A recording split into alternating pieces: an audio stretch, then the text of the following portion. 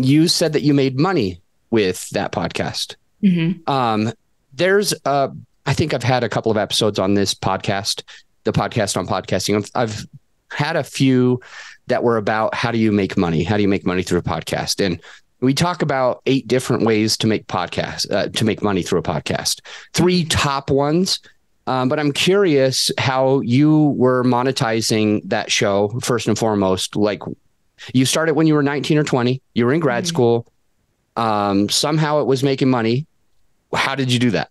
Yeah. So back then, it's actually how we met through Clubhouse. I would talk about my podcast, and then different people in the voiceover community would ask me to do like host read ads for them. So that's how I ended up making money from Who You Needed. But I think that's why I shifted into this podcast, because I felt like I was making side money from just meeting different people and networking with different people, but it wasn't specifically out of that show. And then I started doing like meditation stuff for people, workshops, speaking gigs for them based on mental health, and workshopping with different people, coaching. So that's how I made money from Who You Needed.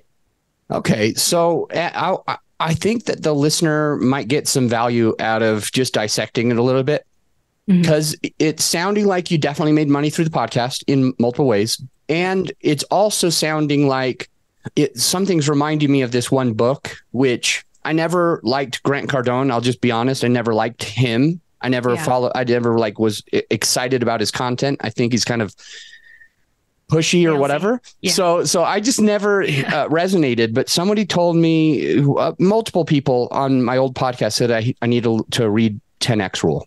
And so I ended up doing that. And the premise of 10X, or what I got out of it, was that you really ought to be doing all of the things at the same time. Like, what I mean is you need to be advertising this and that and doing this and that. You know what I'm saying? Yeah. And for him, he basically made a ton of money because he did that. And I'm looking at what you're doing with your podcast, and I'm thinking it might be the same. So I'm wanting you to kind of fill in some of the gaps. It sounds like you definitely did make money through the podcast. And on top of that, it seems like you were doing you were in other places and kind of letting things mesh together, kind of like what they were doing in 10X. So could you share that strategy, whether it was a purposeful strategy or just happened with the listener? Yeah. So what podcasting allows even a young person to do, or what it allowed me to do at 19, 20, is it allowed me to meet people that I wouldn't have otherwise met if I didn't start podcasting. So when you start a podcast, you get to meet and network with different people every single week. You get to I got invited to mental health conferences, and I got invited to speak on stages. And so it provided me the opportunity to network with maybe 3 or 4 people every single day. And when you multiply 365 days out of the year times 3, that's about 1,000 new people that you meet every single day. At least 1 to 10 people want to pay for your services or pay for the knowledge that you have. And so at the time, the way that I started to learn was going to grad school, taking what I learned in grad school with the communication principles and mental health.